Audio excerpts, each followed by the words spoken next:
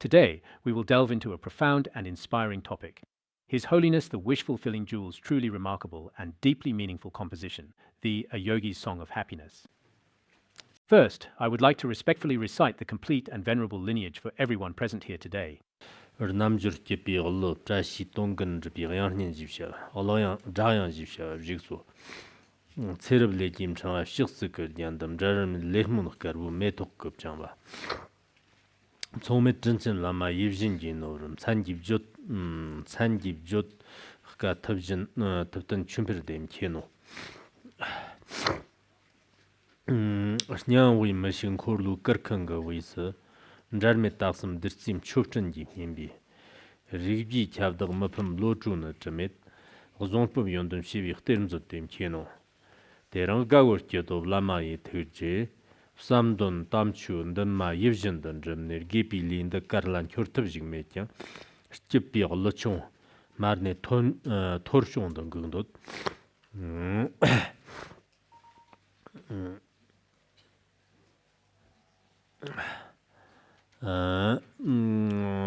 Rutin Korean Kirdukaler, now Karnak Soki Tramjan Taktan Jigme, Najak Tamchu Shopper Karzangar Tievo, Dene Deveran Rove. Roshir Kipur on the go. Lermut Kushigu Moyan Jikerne, Chone Tufton Nami Ketzer like Pepte. Tamcho Dirsi Zami Chillen Laru, Tommy Temja Tambi, Chusho Landrickson. Conshun Tambi, Namtar Yere Lapchantem, Some Lama Tambi, Jarson Lanyaner, Donkur Nyangan Zumba Tarta Tana, Lisim Dot Mutsig, Lisim Dod Mutsigpo Gaftroji. Gavtro jing ba Stiavne Jamsu Chelsea Lamana J Tirje Namza Karu Tazerland Jine Nayam Dara Mepi Monum Jitabion Tanacher Shijan Chiporundoko Pami Ringzon of GP Tigdam Ji Jeso Jali Churkur Japi Taxi Chusser Dodom Chatzer Chipa Tamara Nipe Lopu Konlap Jurver Namjurng Arkipa Ricken Chabdog Mupum Lojuna Jamin Moki Tapi Yinker Jarmet Nimbe Richton Nima Dorji Ransis and the Yershut Jumi Stavgum Yer Nation Warson.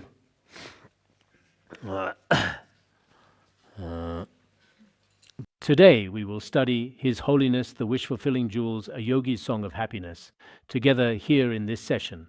This A Yogi's Song of Happiness, a profound, beautiful, sacred spiritual composition, precious teachings, was composed by His Holiness Jigme Phuntsok Rinpoche in 1987, at that particular time back then, long ago, decades past. At that time, he journeyed to the sacred Mount Wutai. There were approximately more than 10,000 devoted laypeople and dedicated monastics present. They all collectively made their profound aspirations together. Most of them, in fact, came from various regions of Tibetan area, a vast and diverse land, including Qinghai, Lhasa, and Sichuan. There were probably more people from Sichuan, and among those from Sichuan, most were from Gazi Prefecture. At that time, our Buddhist institute, except for a very small number of practitioners, almost everyone went on pilgrimage to Mount Wutai. So at that time, His Holiness was at the summit of East, at a place called the Narayana Cave. This is the place where His Holiness composed the Manjushri Great Perfection and the Asadhana of Peaceful Manjushri. If I remember correctly, this is the very place where the sadhana was originally composed. Inside that particular cave, I truly think it was situated at the majestic summit at the East Peak that specific time. The profound transmission of the Manjushri Great Perfection ritual lasted for an extended period, almost an entire month. During this significant time, we remained steadfastly at the majestic summit of East for nearly a full month. It was then that the numerous disciples who faithfully followed us, each thoughtfully brought their own individual tent and simply sat on the ground wherever they could comfortably find a spot. Sometimes the wind would blow really hard, and when we returned from listening to the profound teachings, our tents had been completely blown away by the strong wind. Some were severely torn apart by the wind, and sometimes, because at that time there were a great many yaks on Mount Wutai, and these large yaks would often wander into our tents on their own accord, and sometimes, quite unfortunately, they would eat up all the food we had stored. So back then, sometimes it was quite a challenge. While listening to the beautiful Manjushri Great Perfection, we were also quite worried about whether something else might happen to our precious home, the tents. We were constantly anxious. This kind of thing happened too. At that time it was summer, and also because every day His Holiness would give teachings and empowerments, it was especially joyful. At that particular time, the revered Guru was also in an exceptionally good mood. There were approximately 500 devoted people following him then. Everyone's spirits were also especially high and joyful, because when we first arrived at the sacred Mount Wutai, there were a lot of people who came. So perhaps the authorities were paying attention, and there were many inconveniences. Later, His Holiness gave some empowerments. After reciting the King of Aspiration prayers, everyone dispersed on their own. There are many, many mountain valleys in Mount Wutai, so people hid themselves in those valleys. His Holiness said, "You all should hide for about a month first, and then come out again. There shouldn't be any problem by then." So everyone hid in different places. Later, when things had basically and fully settled down, everyone came out on their own. We all gathered at East Peak at Shankai Cave, and also at a place called Qingliang Temple and Qingliang Stone, to make aspirations there, offering devotion. Altogether, we stayed for 100 days. This was when His Holiness, the wish-fulfilling jewel, was at Mount Wutai. It doesn't seem very clear in the later written accounts, but I remember it clearly. At that time, it should have been written at East Peak. So today, we will just briefly give everyone a comprehensive introduction on the literal meaning of this topic. Let's also take a moment to look at how a dedicated practitioner, such as the revered wish-fulfilling jewel, sometimes manifested a profound sense of renunciation, feeling as if the entire world and all sentient beings were especially stubborn and truly hard to tame. A couple of days ago, when we talked about the Song of Renunciation, it seemed to give rise to a sense of world weariness. But sometimes, of course, when a practitioner develops a sense of renunciation, it's completely different from the despair or disappointment that one might feel, or the sense of aversion that we ordinary people experience. So practitioner's renunciation is related to liberation, whereas the renunciation of ordinary people is actually completely contrary to liberation. It's like that. So today, as we discuss the Song of Happiness, perhaps the joy we experience and the joy experienced by practitioners may not necessarily be exactly the same in some important respects. Because as practitioners, they may have a broader perspective and stand at a higher vantage point. In addition, their ways of thinking and philosophies, especially in terms of their values, since in our worldly life, the pleasures and sensations that we pursue are mostly based upon contaminated, impure pleasures, or upon certain fleeting sensations of our physical, corporeal senses. But great accomplished masters, from a long-term perspective, find joy benefit sentient beings, rely on spiritual teachers, Dharma. This is the kind of happiness they experience. So it is completely different from that of an ordinary person, especially for those without any faith who may feel that they do not necessarily experience this kind of happiness. But in reality, I also hope that some of us, even if indeed our faith may not have been particularly deep or insightful in the past or even very comprehensive, but in the future we should, through study, combine both emotion and reason. We should let our faith and our discriminating thoughts engage in a meaningful battle, powerful spiritual conflict. We shouldn't always think that our own deeply ingrained and discriminating thoughts are absolutely and entirely correct, or that the deeply rooted habits we've developed since early childhood are truly valid measures or genuinely reasonable. These discriminating thoughts may actually cause us to truly miss out on many important and valuable things.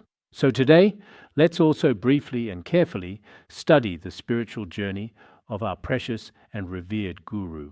Now, regarding this a yogi's song of happiness, yogi here refers to being a practitioner.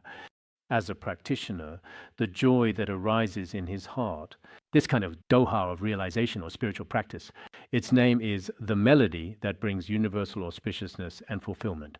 So, after truly hearing this, in fact, much of the suffering within our own mind stream can naturally be dispelled, because nowadays many people are especially afflicted by suffering, whether they are lay people or monastics. Some people think, if I become a monastic, I be happy. But in reality, I've actually seen that some monastics are not even happy either. Of course, there are some monastics who are quite truly happy indeed, but being too happy isn't necessarily good either, right? Not always. As for some lay people, why are they unhappy nowadays? Feeling distressed? Mainly because the pressure is quite high, extremely high, and sometimes life can't keep up. Struggles persist, difficulties arise, challenges mount. Moreover, Many people lack confidence in themselves, inner confidence, self-assurance. They feel as if living in this world, they are useless, completely worthless, without purpose. But actually, I think everyone can be useful. At least if you can eat, feed yourself, you are a useful person, meaningful person. Many people feel that they are useless and are especially self-abasing, profoundly insecure, deeply troubled. That's why there are more and more various psychological illnesses nowadays, mental issues, emotional disturbances, psychological problems spreading widely. The number keeps increasing. This is quite different from living conditions of people in the last century or ancient times. There is still a certain difference. From a certain perspective, our current way of life should be somewhat more advanced and significantly developed than it was before.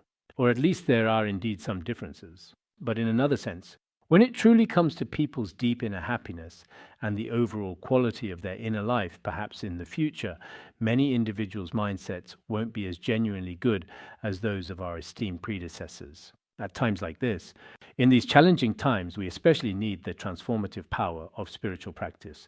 Indeed, the immense power of spiritual practice should overcome many other kinds of worldly strength. Consequently, at this very moment, many of us, including those dedicated individuals who diligently study the teachings of Buddhism, some do so through theoretical research and analysis, to enrich themselves by reading and acquiring knowledge. This is also very good. Some people, even though they don't possess much theoretical knowledge, tend to rely entirely on their own personal faith and deeply held convictions. I see that before our classes, so many people are carrying all sorts of bags, big and small, with prayer beads and prayer wheels. Some people who don't have faith might think, oh, these particular people are truly so very troublesome indeed. But for those who have faith, I truly think perhaps they are actually very happy individuals. Take a string of prayer beads, for example. Maybe by truly relying on it, it genuinely helps me solve many profound problems within my heart. When you diligently recite mantras, your mind and the mantra itself possesses this kind of power. And when you add your own faith to it and combine it together, many mental afflictions can also be dispelled. This includes turning prayer wheels and looking at Buddha statues, these worldly virtuous roots. We really shouldn't look down on them or fall into any extremes. Some people only study theory and abandon all these worldly, virtuous roots. Some people only practice these worldly things apart from the recitation of the scriptures and don't pay much attention to understanding emptiness or theoretical study or actual listening and contemplation. They don't really value these things. This could also be an extreme. Therefore, as Buddhists, we really need to have a sense of emotional engagement. Otherwise, without emotional engagement, we become nothing but academic theorists, and in that case it's dry and flavorless. You simply read a book, just read it, but there's no true blessing or spiritual response in it at all. If you rely solely on knowledge to achieve realization, that's absolutely impossible. Likewise, if you rely only on external forms and outward appearances, that simply doesn't work either. So as Buddhists, we understand that we shouldn't look down on certain forms, the worldly forms we encounter in daily life, everyday experiences, nor should we neglect the pursuit of profound theory, deep knowledge. In other words, we also need to pursue theoretical understanding, intellectual comprehension, wisdom development, conceptual clarity, mental insight. In this way, if we combine both emotion and reason, perhaps we can truly become genuine and devoted Buddhists. So today, we will talk about the profound work written by the revered guru, the wish-fulfilling jewel. There are probably about 20 verses in it. We will divide it into 2 sessions to explain it to everyone. I once said when I'm in a happier mood, I teach the song of happiness. If my mood is average or I'm feeling tired, I recite the transmission of entering the middle way. Today, I am a little relatively happy today. However, you might not be able to tell.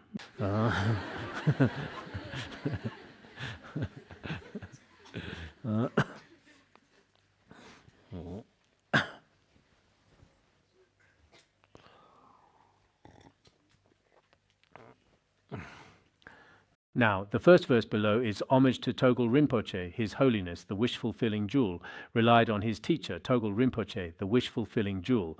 Throughout the karmic chain of my lives, you adorn my crown, tied inseparably with the flowers of pure action and aspiration. Incomparable and most gracious Guru, wish-fulfilling jewel. Your name so difficult to utter, Thupten Chöpel, care for me. Here he says, because the teacher often also spoke about Togal Rinpoche, the wish-fulfilling jewel. In fact, he was not just his teacher in this lifetime.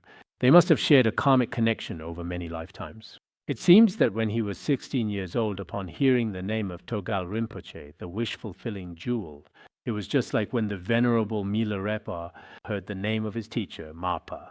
He felt especially joyful and developed immense faith. At that particular time, he thought he must give up everything and all worldly possessions to go there and rely on him as his teacher. But later, because at that particular time, the revered mother of His Holiness Jigme Phuntsok Rinpoche was seriously ill, he was unable to go before she passed away. Later, when he was 16, his mother passed away. After her passing the following year, he left and set out for his own great journey. There was a Dharma friend of his named Tuba who went with him to rely on Togal Rinpoche, the wish-fulfilling jewel.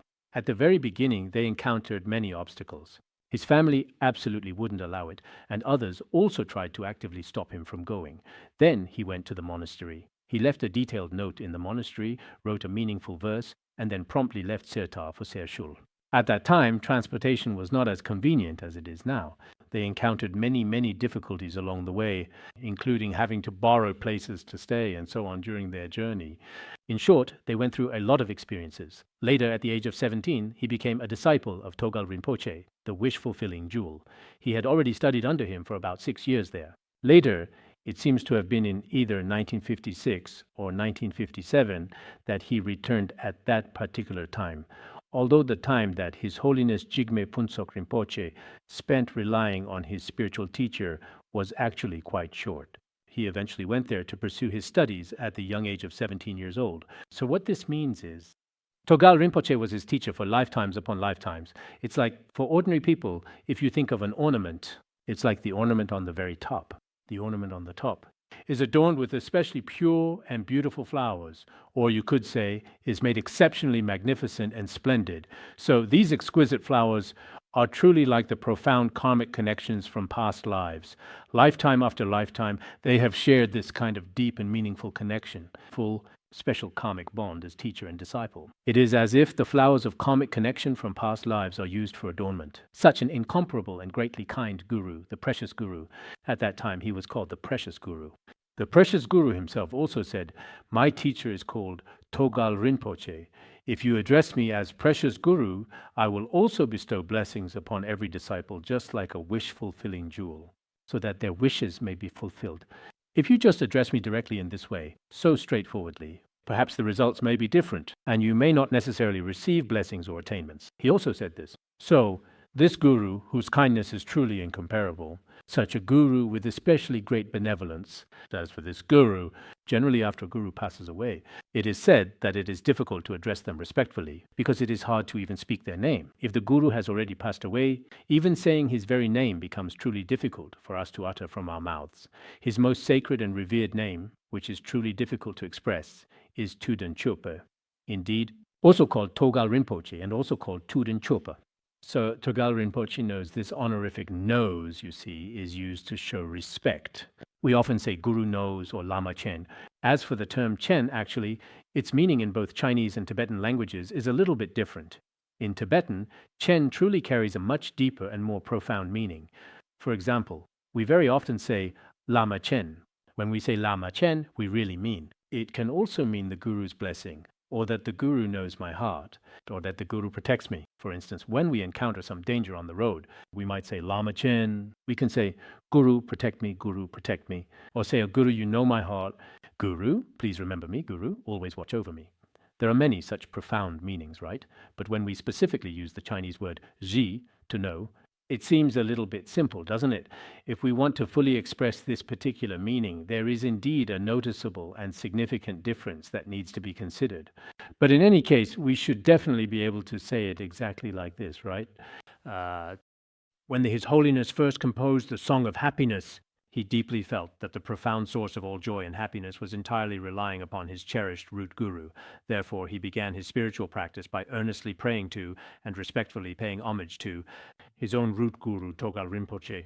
The guru often also mentioned that he felt an especially profound sense of reverence and a deep, respectful fear in front of his esteemed guru, and he genuinely liked him very much, but he did not dare to approach or get close to him. Sometimes from a distance, when he saw the Guru's small, humble wooden hut, his heart would be filled with immense joy and boundless faith.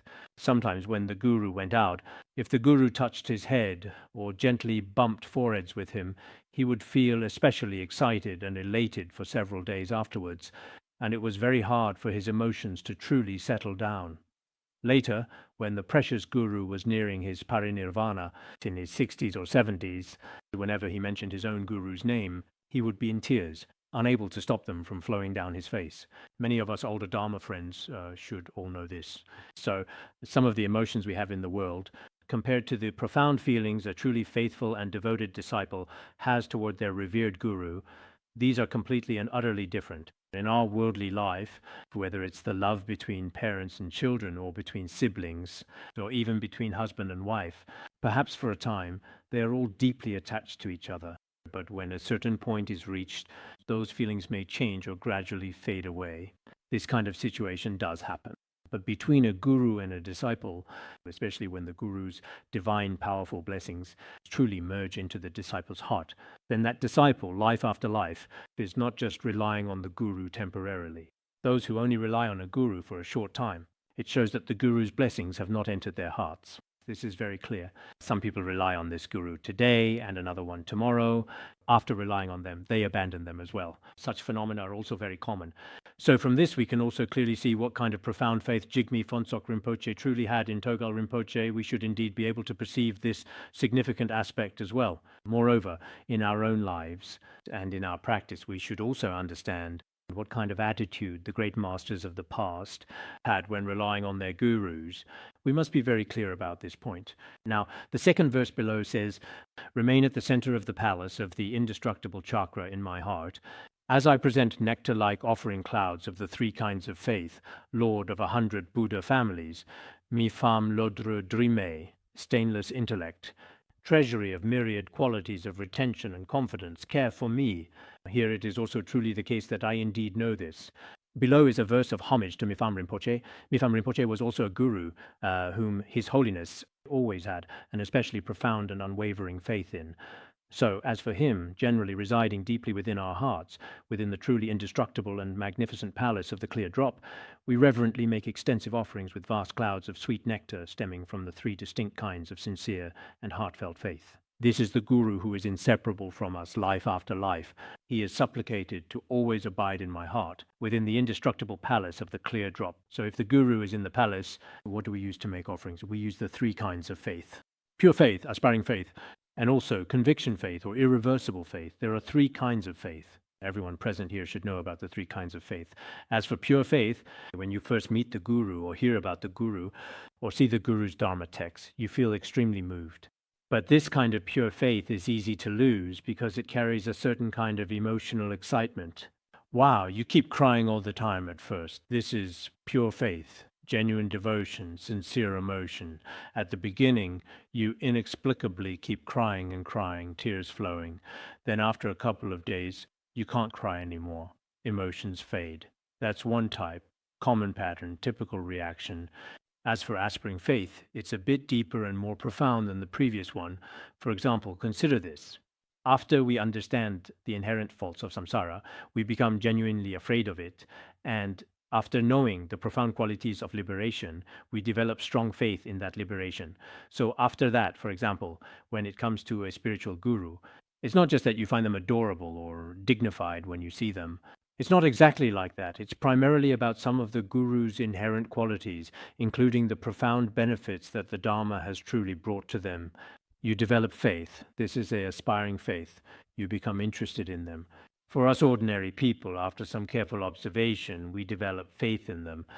Then, as for conviction faith, on this basis, your mind becomes completely and utterly focused on them, and this unwavering faith does not waver. You fully and clearly understand, when you examine with your own profound wisdom, that the Guru you have faith in is truly, indeed, actually no different from the Buddha, this kind of irreversible faith. So with offerings of these three distinct kinds of faith, because the revered Guru truly abides in the sacred palace of the mind's bindu within your very heart, if the Guru simply resides there, then, but there are no offerings at all, that won't do either. in the empty palace of the Bindu, then what should you offer? You truly do not need katas or all sorts of other material possessions. As for those particular items, even the revered Mifam Rinpoche himself would have a considerably hard time dealing with them. What kind of offering should you make? You should offer the three kinds of faith. In fact, among all offerings, faith is the best kind of offering. Offer with the profound offering of faith. So such a truly great Mifam Rinpoche is actually the supreme Dharma protector, the Dakini, the Yidam, and the Guru, all of the 100 deities. That is to say, maybe not necessarily all the peaceful and wrathful deities, but all the many main deities of the mandalas, because all the main deities are indeed the root Guru. The Buddha truly manifests in the form of the spiritual teacher. He is the treasury of all-encompassing wisdom and profound eloquence, the treasury of all worldly and transcendental qualities. Such a guru, revered teacher, please bless me, your disciple, please know the continuum of my mind and always protect me, watch over, grant me the siddhi that I should attain. Highest siddhis, perfect accomplishments, complete attainments. So, the precious wish-fulfilling guru as well. In the guru's teachings I recently translated in Never Forgetting, His Holiness, the precious wish-fulfilling one, already said, he said, if I have even the slightest bit of faith in my mind stream, even the slightest bit of compassion, and all virtues come directly or indirectly from Mifam Rinpoche. If you pray to Mifam Rinpoche often, you will definitely receive the blessings of the mind transmission. So, generally speaking, the students and disciples who have been truly blessed by the presence of His Holiness possess boundless faith in Mifam Rinpoche. And we also place very special importance on what is called blessings. What kind of close transmission blessings does each guru have? Moreover, the guru also said, as for Mifam Rinpoche, even in terms of appearance, he is no different from Manjushri Bodhisattva. Such faith comes from a very early age. He said, if I say 3 years old, that might be a bit too early, but probably around 4 or 5 years old. I had faith in Mifam Rinpoche. He said when I was 5 years old, once when he was in his father's arms, he felt that he had confirmed it for himself. Mifam Rinpoche was his protector throughout all his lifetimes, his refuge. Then he began to make aspirations to never be separated from him in any lifetime. Later, within his own mind stream, a genuine, uncontrived bodhicitta arose.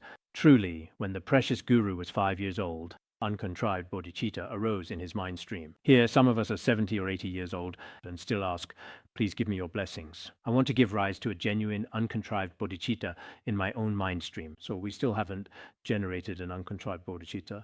When the precious guru was 5 years old, he already possessed uncontrived bodhicitta. Sometimes there really is a big difference between us. So here what I'm saying is, it is a profound prayer to Mifam Rinpoche, a prayer of this particular kind as well. Now, moving on to the very next part, these two verses, one is a prayer to the precious Master Togal Rinpoche, and the other is a prayer to the omniscient Mifam Rinpoche, because the precious His Holiness had two esteemed teachers who were both quite special and unique. Here, before singing the Song of Happiness, we must express our gratitude to the Guru.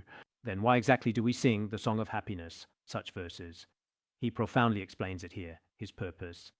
Today, through the Guru's compassion, infinite compassion, I am joyful and happy, deeply content. My aspiration to practice the noble Dharma has been fulfilled, fully accomplished. And even though this aged body lacks the strength to dance, I feel moved to sing this spontaneous, happy song from my bed.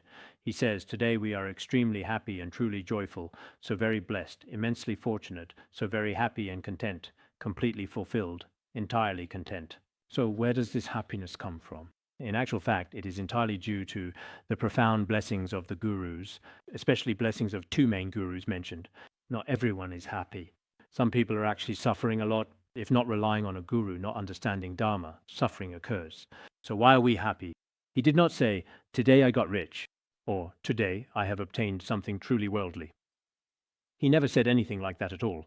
It is the genuine, supreme, and profound Mahayana Dharma, indeed, which, in accordance with my wishes and aspirations, has been completely and utterly fulfilled. My practice has truly succeeded. Because His Holiness relied on spiritual teachers throughout his entire life, and later in his old age, he had confidence in himself. He felt that he had fully accomplished the Dharma through his practice. After achieving realization, he was especially joyful. He said, this body of mine, an extremely decrepit old man, although it cannot dance gracefully, Logically, at that time, I should have stand up and danced the Vajra dance together with everyone. But the Guru said that his physical body should have been, if it was indeed the year 1987 at that particular time, I think, since His Holiness was actually born in 1933, he should have been approximately 54 years old. 54 years of age is not really that old at all. But if he were to dance, it would be a little bit hard, because at that particular time, the cave at Wutai Mountain, was also quite cold, and the cave itself was very small. It was a bit difficult for the Guru to perform the Vajra dance. But later, when the revered Guru taught the profound Song of Victory at the sacred place of Larung as well, the Guru powerfully manifested the intricate Vajra dance. There were such occasions, and it seems there are some videos of it now too. At that time, the Guru said, logically speaking, now this practice has already the Guru's blessings, the Guru's compassion. On such a joyful day, it would be fitting to dance. But it seemed the body wasn't in good condition, so it wasn't possible to dance gracefully. Still, on his own bed, because at that time in the cave he spontaneously began to sing joyfully, His Holiness, the wish-fulfilling jewel, composed this song of realization. So, generally speaking, for practitioners, when we look at some of Milarepa's songs of realization, he also sang many different dohas in various circumstances. In the past, there was a notable individual named Shaga Tsochu Rangdrol. He was from the Qinghai region, and he was also a very renowned Dzogchen practitioner. I knew in the past he is the author of Dzogchen's The Great Garuda Spreads Its Wings. Among his collection, there are also some particularly beautiful songs of realization, and there are many of them. So generally, when a practitioner reaches a certain stage, they shouldn't be crying. They should be singing joyful songs. There were a few lay practitioners crying at my door. I said, don't cry. What suffering do practitioners have? But maybe they weren't crying out of pain. Perhaps those were tears of faith. I don't really know what kind of tears they were. There are always, it seems, a few individuals who shed a great many tears every single day. Generally speaking, as practitioners, whether in front of others or deep within our own hearts, we truly should not become too withdrawn or excessively constrained in our expressions and actions, thinking that, as if I have so many things that are completely hopeless or utterly meaningless, including even our daily practice. We may not be able to practice as perfectly and flawlessly as our revered and esteemed Guru did, with all practices already accomplished. It's not necessarily like that for us, but after all, as mentioned below, we have already indeed gained many virtues, so we also truly, if we had not encountered the Dharma and were still indulging and creating negative karma until now, we would truly be very pitiable. Maybe we eat well and dress well and have a good reputation. But after all, in such a very busy life, if we had not encountered the Dharma and had not practiced, perhaps we would truly be especially pitiable. Therefore, from a certain cause and condition, having encountered the Dharma, we should also feel very joyful. Now, if we have a healthy body or a normal state of mind, this is also something truly wonderful to be happy about. Therefore, all of you, my dear friends, I hope that from today onward, each person should carefully write down your own personal strengths and many good qualities. If you write them down pretty well, I would also strongly suggest that you compose a truly joyful and uplifting song. Actually, people also have many negative aspects. For example, I might have poor health, feel tired, sad, or can't stand certain things. There are also many negative emotions. But if we actively look for them, we also possess a great deal of positive strength and inherent resilience. Let's not think about the negative ones for the next few days. Some time ago, we finished learning the Song of Renunciation. Now, you don't need to feel world-weary anymore. Many people already have a strong sense of renunciation to the world, so I won't emphasize that anymore. Our responsibility these days should be to focus on our strengths. I am good-looking, I am very wise, I have a very strong sense of responsibility, and I am quite eloquent, I am a truly devout person, I am indeed someone with certain abilities, certainly.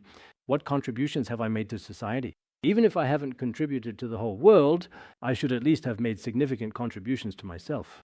Every single morning, I get up and wash my face. I take care of my own body and so on. There are so many strengths. Please write them all down. Maybe others will recognize these strengths. Maybe they won't. No matter what, I hope you all... Actually, this is very useful. According to Western psychology nowadays, this particular method is also considered a beneficial and effective approach for treating individuals with autism. They specifically recommend this therapeutic intervention for people experiencing depression or those diagnosed with autism. They're asked to write down 20 or 30 of their own strengths, to list out their own positive qualities, and then read these words out loud to everyone. Say it loudly, like, I am such and such. And then, gradually, the more they say it, the more hopeful they feel. There are cases like this. So, His Holiness doesn't need to do this. He naturally sings spontaneous songs. Now let's move on to the formal topic. Karmic experiences of joy and sorrow in samsara's 6 realms have no more permanence or stability than clouds in spring, but those of us with the fortune to practice the noble Dharma proceed from one joy to the next and thus remain content. He said, indeed, in this cycle of samsara, there are hell beings, hungry ghosts and animals, as well as humans, asuras and gods. Within these 6 realms of samsara, the profound experiences of both suffering and happiness in life, the karmic results of all suffering and all happiness, are actually deeply intertwined, much like the distinct colors of black and white. Sometimes there's happiness, sometimes there's suffering, as if white and black, happiness and suffering. They're always interwoven, so it's unstable. Sometimes there's happiness. Like today, I feel very, very happy, in a really good mood. And then, as it is said in the Vinaya Sutra, an ordinary person can suddenly give rise to anger. This is indeed true. Because before truly attaining the fruition of a noble being, an ordinary person doesn't even need a reason to suddenly become angry. Suddenly giving rise to anger, there's no way to be happy in that state. So for many of us ordinary people, including the experiences within the 6 realms of samsara, our lives are just like autumn clouds, unstable and ever-changing. We've talked about autumn clouds before as well. When they appear, they're very distinct, but in a fleeting moment, they simply vanish into the vast sky without a single trace. It truly happens incredibly quickly. So much of the suffering and the happiness in the entire world is actually quite unstable. And in fact, the underlying tone of most of it should truly be said to be suffering. Impermanence inevitably brings forth harm, and wherever there is harm, there is absolutely no happiness at all. This is what is taught in the 400 verses. Therefore, it is said that all that is impermanent is suffering. In the 400 verses, it says, whatever is impermanent and transient is subject to harm and potential suffering, and as long as there is harm, there can be no true happiness. So all impermanence is, in essence, suffering. This statement is very profound. I sincerely hope that many of us will truly memorize this profound truth. Impermanence is most definitely harmful and detrimental to our well-being. If there is indeed harm, then it is certainly not genuine happiness. It is absolutely not joyful or truly content. Therefore, it is said that all that is impermanent is suffering. So among all impermanent things, there is not a single one that is truly happy. Some people feel that, why does Buddhism say that life is all suffering, that life is supposed to be suffering? Because life is impermanent. If it is impermanent, who can be happy? It is bound to be suffering. So the experience of samsara, it should be said that it is impermanent, a mix of pleasure and pain, but ultimately suffering. But for us practitioners, for those accomplished masters and dedicated people who have truly practiced the sublime and profound Dharma, because of their diligent practice, our lives are actually very joyful now. It's different from other people. Indeed, the lives of dedicated practitioners are very much in accord with prevailing circumstances. Maybe you will succeed, maybe you will not. If you do succeed, you will experience the inner feeling of true success. If you don't succeed, I also really have the feeling of not succeeding at all, but I won't be so pained by it. So as a practitioner, one can be very happy in everyday life, and this kind of happiness in the future, because I don't create negative karma, I discern cause and effect. For this very significant reason, I always move from a state of happiness to an even greater happiness. This is very important. His Holiness said in the cycle of samsara, there are many results of both black and white karma, suffering and happiness. There's really nothing certain. But as a practitioner, one's whole life should be very joyful. Not only is this current life joyful, the next life will also be joyful. One should move from happiness to happiness. As stated in the Sutra of Mindfulness of the True Dharma, if one does not act carelessly, if I do not act in a careless manner, then I should be fine. I will go from happiness to happiness, from a place of peace and happiness, continuing on to happiness. Ultimately, one will reach nirvana. The Sutra of Mindfulness of the True Dharma says, if we do not act carelessly and practice virtuous deeds, then we will go from happiness to happiness. And in the very end, we will most definitely attain ultimate nirvana. In this particular way, indeed, for those of us truly present here, whether from our own personal experiences in spiritual practice or from the positive results that come forth after our diligent practice, indeed it is truly ideal and profoundly meaningful. Because through our dedicated practice, we genuinely go from happiness to even greater happiness. This profound concept is also explicitly mentioned in the revered Bodhicariyavatara, isn't it? From a place of happiness, right now, our lives are very happy. Yesterday, together with some esteemed Khenpos from our revered monastery, we gathered for a significant occasion. We discussed a matter concerning the Buddhist Institute. It was an issue regarding our Duamang monastery. Later, some of the Khenpos said, the pressure is so great, we're so tired.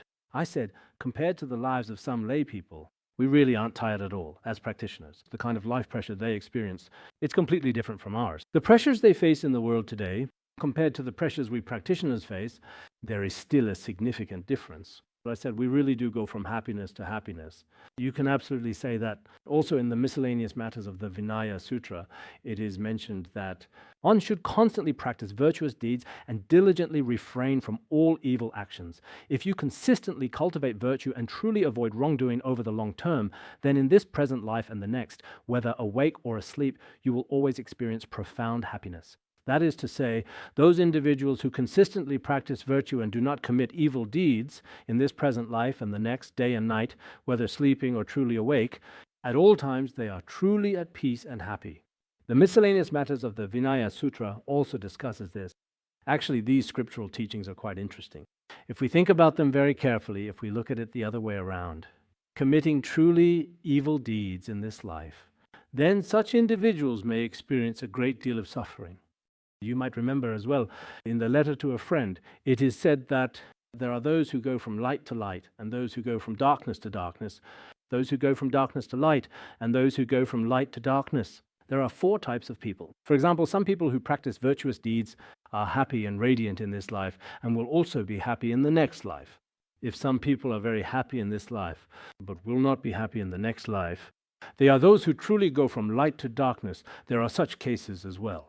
For instance, some officials or very wealthy people nowadays, if they use their wealth in this life to commit all kinds of evil deeds, they may appear to be very happy now, but will suffer greatly in the next life. Some go from darkness to darkness, like butchers and those who commit negative actions. Some go from darkness to light. Some go from light to darkness. There are all kinds of situations. Therefore, what we are saying here is that those who practice virtuous deeds should be the ones who move from light to greater light. This is joyful. In samsara, most experiences are uncertain, sometimes suffering, sometimes happiness. But for us practitioners, because we are truly moving from darkness to brilliant light, we should be feeling joyful and delighted, right? So during these upcoming and very special few days, you absolutely must bring forth and express all of your wonderfully positive and uplifting emotions, and all of your truly wonderful positive virtues as well, too. No matter what your situation is, you should have some. For example, even if I have lost both my eyes, my heart is still kind. It's just that I can't see, that's all. I still feel that my heart is still kind. If I have lost all 4 limbs, even without my limbs, I can still eat.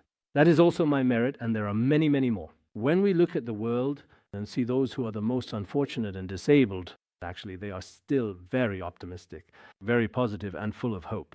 Relying on their words and their significant actions, many people have also found their way to the light. So why is it that we, who have all our faculties and all the right conditions available, are still so miserable and unhappy every day without reason? Sometimes we think it's the people around us who are bad and cause our suffering. Sometimes we think our own lives are not good. But actually, that's not really the case. If someone is truly diligent in their practice, well, as we've said, shouldn't be disputes or gossip in the practice center. In fact, our practice is very simple, including myself for a long time. I've also told fellow practitioners from other associations, if you want to learn, then study diligently. If you feel this place is good, then study together with them wholeheartedly. If you feel the conditions aren't right, then just don't study here. There's no need to speak ill of it. If you're just not here, the world, the earth, will still go on as usual. So it's really not a big deal. It doesn't matter if 1 or 2 people or even a few hundred people are missing. So don't go making trouble for others. All this drama and conflict. So nowadays, people who don't practice well in any given group, they make everyone absolutely miserable. This includes their outward expressions, their deep-seated anger, and their profound resentment.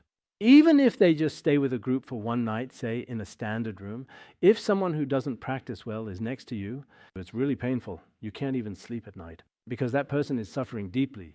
Their mood is bad, their feelings are off, their attitude is poor. There are so many issues.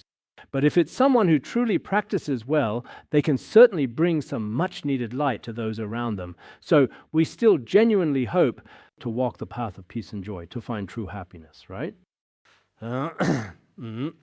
Now, the fifth verse says, inspired by the cuckoo call of past karma and aspirations, I entered the garden of Buddhist teachings at an early age, and through savoring the nectar drops of the supreme vehicle, created the right initial conditions to follow the sacred Dharma.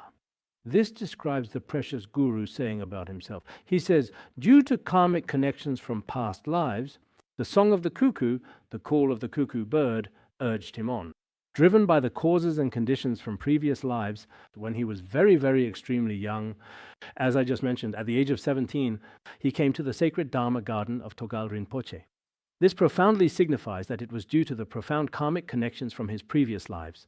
When he was still very young, at the tender age of 17, he had already arrived at the esteemed Jigme Buddhist Institute in Sershul.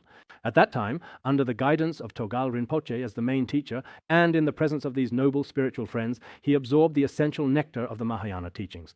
Because of these causes, the auspicious conditions for the initial wondrous Dharma had ripened. The auspicious conditions for seeking the Dharma at a young age, and the auspicious conditions for encountering the Dharma had already ripened. So for some of us, when we were young, we kept creating negative karma, and only when we reached 70 or 80 years old do auspicious conditions for encountering Dharma ripen. We come to Buddhist Institute and say, Master, please shave my head. Now I don't even have any teeth left, and it's very difficult for me to walk now. Could you really please shave my head for me right now?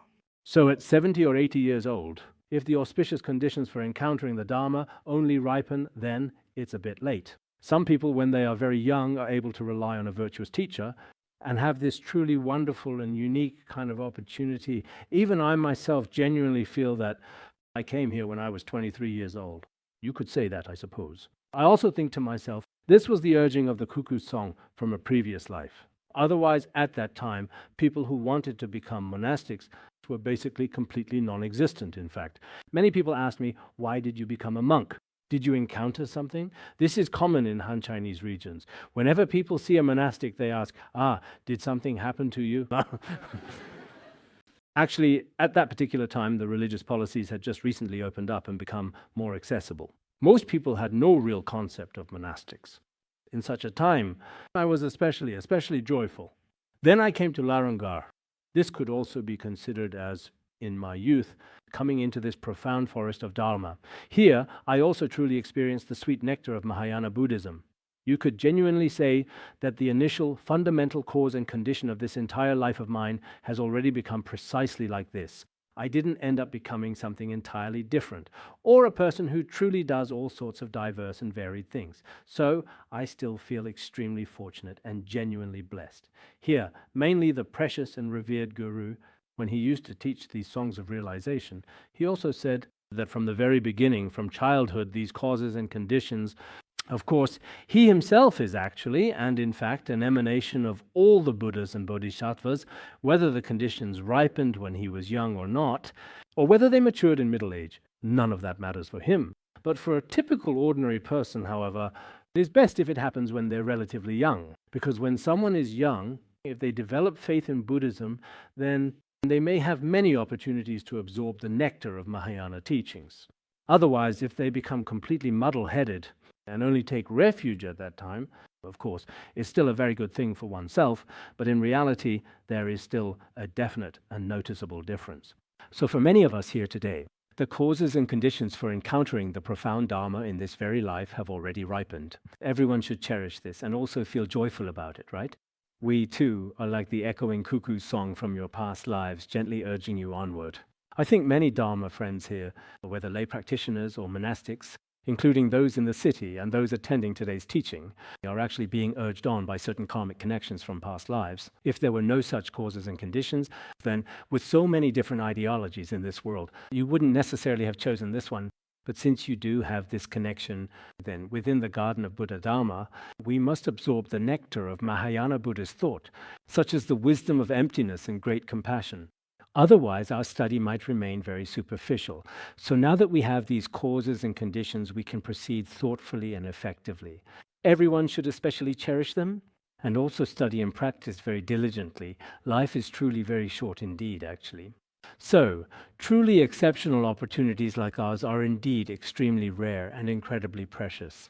Speaking truly from the heart, I think that all of us here today, I believe, in such a complex environment, to have even a bit of faith ourselves, is just like what is said in the Bodhicharyavatara, like a flash of lightning in the darkness. With blessings of all Buddhas and Bodhisattvas and good fortune, when all right causes and conditions come together, we now have heart of faith. We must take extremely good care to diligently protect this precious faith. Otherwise, at a certain critical juncture, there is a very real possibility that it could completely and irrevocably disappear from our lives. We should do everything we can to protect our faith and study diligently. From the life of our precious Guru, we can also see the karmic connections from his previous lives, combined with the nectar of the Guru and the Dharma in this life. The auspicious conditions for the sublime Dharma have already ripened. In fact, there really are differences in the auspicious conditions for the sublime Dharma. For example, when I was young, the auspicious conditions for encountering the sublime Dharma at Larung had already ripened for me. I often think to myself, fortunately, I didn't encounter something else. Otherwise, my mindset at that time was especially unstable. Standing at the crossroads of life, if I had truly met someone with a very different way of thinking, perhaps in this current lifetime I would not have been able to, even though I possess Buddha nature, the virtuous practices of cultivating Buddha nature might not have come to fruition. So a person's causes and conditions are very important. If you happen to encounter a Mahayana teacher, you might very well indeed become a Mahayana Buddhist. If you encounter Theravada Buddhism, perhaps, for example, if you meet a Christian, maybe you'll truly become a Christian. If you happen to meet some other kind of person, like an artist or someone with other very special talents, perhaps that's exactly how it would turn out. So the key for us is to meet a teacher, to encounter the Dharma. For oneself, this is a special karmic connection. This is something that must be carefully considered. Next, it also talks about the joy that the precious Guru himself felt. I kept in mind the lives of the great masters of the past, and received instructions from the incomparable noble Guru. Even now, when I think of the joyous gatherings of teacher and disciples, I feel so elated that my mind is stirred and my body cannot hold still. The precious Guru said, "In my heart I have always clearly and vividly remembered the great masters and eminent monks of India and Tibetan area from previous generations. They would often first seek out virtuous teachers and rely on them. Then, in front of these esteemed teachers, they would humbly request their profound teachings. According to the detailed biographies of the great masters of the past, there are truly remarkable and inspiring stories. And I myself, personally, mainly before the incomparable Guru Togal Rinpoche and other such masters, listened to many extremely profound teachings, both exoteric and esoteric. The entire process of receiving these profound teachings at that particular time was truly, truly wonderful. Now, whenever I recall and vividly remember it, it's as if the entire scene of master and disciples being together at Jangma in Seshul comes vividly to my mind, the joyful gatherings where they studied together there. It feels as though both body and mind are hard to calm down. At that time I felt, oh, the Guru is also here. And we, master and disciples, are together, enjoying the entire joyful process of Mahayana Buddhism. It truly is difficult to find peace. This is something that I personally often experience myself quite frequently in my daily life, because now the precious Guru has already passed away. When we first arrived at Larungar, the revered Guru would diligently teach in every single assembly hall every time there was a scheduled class. Especially in the very beginning, we were situated in the Gondola Assembly Hall at that particular time. Back then, there were probably several hundred devoted people gathered around the esteemed His Holiness. After His Holiness had completely finished his teaching, there would often be some casual and relaxed conversations. He would frequently talk about how he had taught during the tumultuous Cultural Revolution and how he used to truly rely on Togal Rinpoche in the past. Besides teaching the profound Dharma, there was also a very relaxed, very easygoing and personal side to things in private. So usually after the Guru finished teaching, His Holiness's class would usually be around 2 p.m. And after the class, we would just stay on there together. On one hand, it seemed that our eagerness to learn was very strong at the time, and we felt that this time was something to be cherished. But on the other hand, we wanted to listen more to what the guru was actually saying. And then sometimes as the teaching went on, it would continue until it got dark. That happened too. Sometimes we would ask a few more questions, but we didn't dare to ask too many. We would just ask a little bit about the Dharma teachings. But there was one called Khenpo Gaba. He always had a remarkably long and flowing beard, which made him quite distinctive and easily recognizable. There was also another revered figure, a scholar named Khenpo Gadu, whose clothes were perpetually dirty and often disheveled. Whenever he was about to pose a question, he would characteristically begin his inquiry in a very particular manner.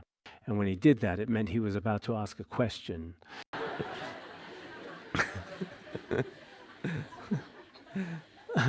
Later on, more and more people became disciples of His Holiness. Larungar also grew bigger and bigger. At that time, it felt like we were very far from the teacher. Basically, we had no way to get closer, really. Every time there was a class, it was impossible to squeeze in there. Many people with strong, deep faith would squeeze in very hard, desperately. There were more and more newcomers. They would all squeeze to the front, and we understood that. We let them squeeze to the front. Some of us older students would stay in the back, watching from far away. So the scene of master and disciples gathering joyfully together, especially those early gatherings with just a few people, was particularly meaningful. That's why the precious guru used to say he once followed the biographies of great masters and stayed close to his teacher.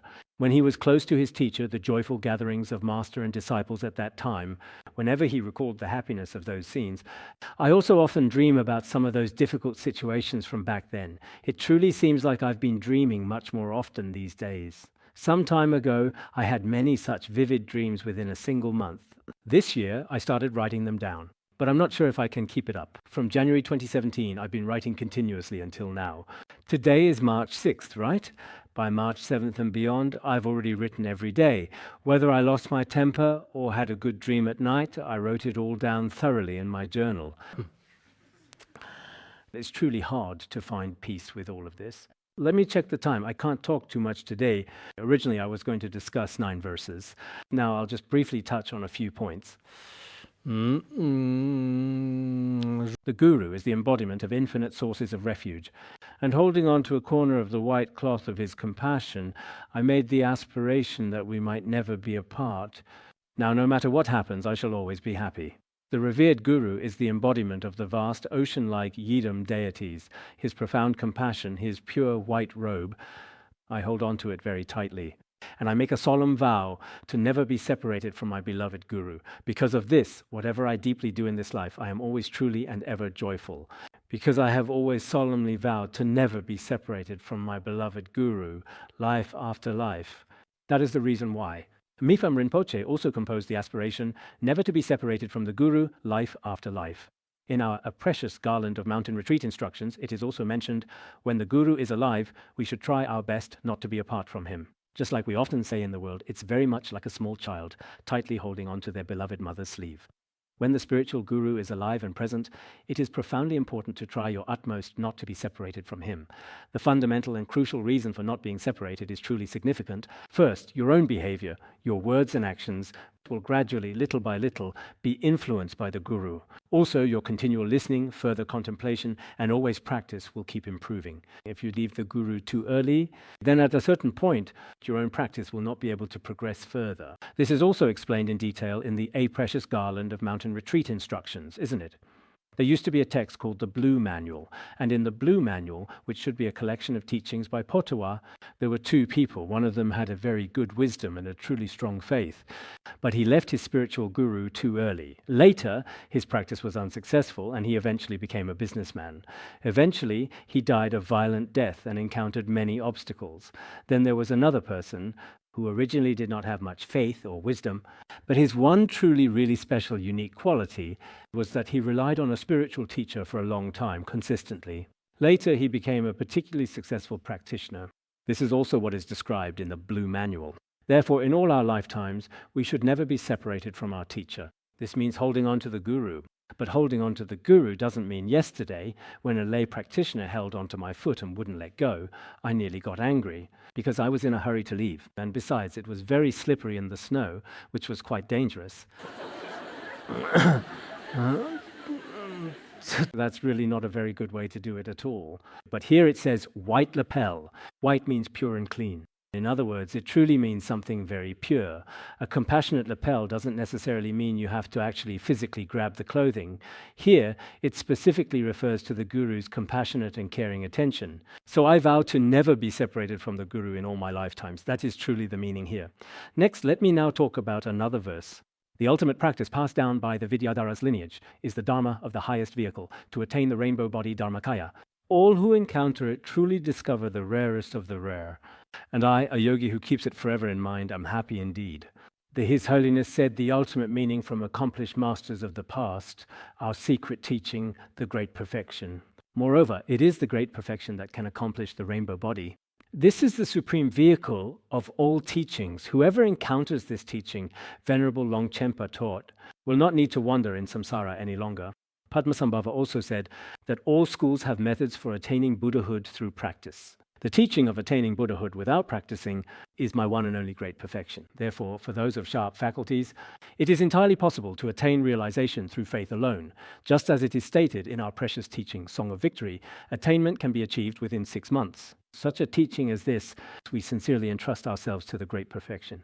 As for other matters, we do not need to think too much about them. Now, with single-minded focus, we rely on the great perfection and aspire to be reborn in the pure land of ultimate bliss. Everyone should do the same. I hope that those of you who have faith in the Vajrayana teachings and have already completed the preliminary practices, including the Vajrayana teachings, such as the 6 bardos that we have covered over the past few years. And last year, we also taught Yeshe Lama. Profound Vajrayana teachings such as Yeshe Lama, these secret teachings, do not wrongly consider, listening to them once is enough. You should rely on them throughout all your lifetimes. That is how it should be. When it comes to relying on the Guru, it is not that you rely on him only when you are happy. And when you are unhappy, you kick him aside, abandon him, and think you don't need him anymore. That is not the way to rely on a spiritual teacher. You should rely on the Vajrayana teachings throughout all your lifetimes. If you rely on them, there is hope.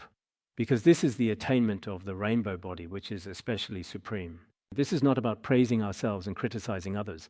There is a lot of inconceivable blessing power within it. This is for those of you studying to understand. In the process of directly pointing out the nature of mind, many people used these teachings and attained varying degrees of realization. Everyone should be clear about this. Therefore, as Dharma kings and practitioners, you should also be very joyful. Why should you be joyful? Because in this very life you have encountered such teachings. If you encounter such teachings and wholeheartedly entrust yourself to them, there is truly an opportunity for accomplishment in every respect. You will not fall into the lower realms. On this point, I think many of us, including those who have received the great perfection empowerment, still maintain unwavering faith in this very life and have some certain self-liberation amulets on their very bodies. If at the time of death you have these specific conditions, then you truly have the opportunity to be confident about this. For those of us who are literate, this goes without saying.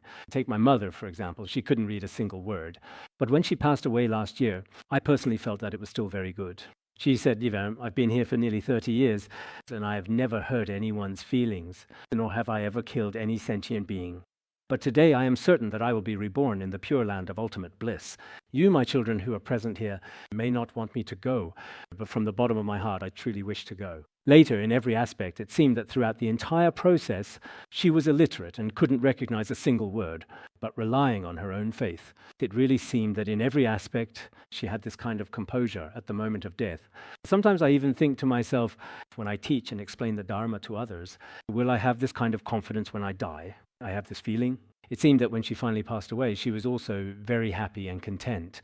There were absolutely no worries, no lingering concerns, and certainly no fear at all. She must have had that kind of self-assurance. This is something special, especially for people with no education. Relying on faith, many exist. In our Tibetan region, there are many, including some elderly people from the lay Buddhist community here not long ago. When they passed away, it was the same them. They were especially joyful at the time of death, relaxed and free. This includes the elderly from the lay community Duomang Monastery. Some of the elderly lay practitioners there, they were very happy when they passed away. For those who practice sincerely toward Dzogchen and Amitabha Buddha, if my heart truly and completely relies upon him, then when the time comes to depart, many auspicious signs will appear. This is the power of the mind. What is the most powerful thing in our world? It is the power of the mind.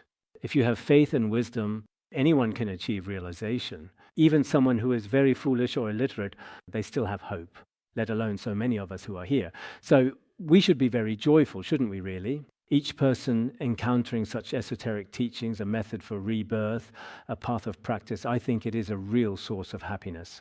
If the next life is filled with happiness, then these few short decades in this life, we should be happy. People have health issues.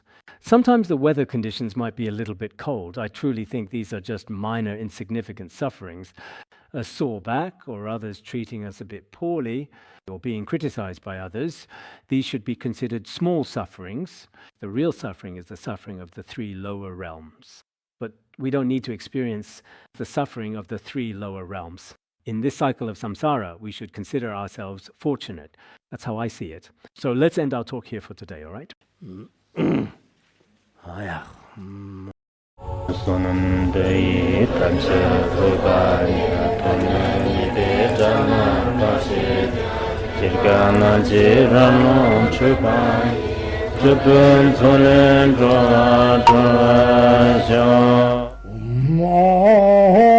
Bandangara Badna Sodargye Bandangara Badna Sodargye Bandangara Badna Sodargye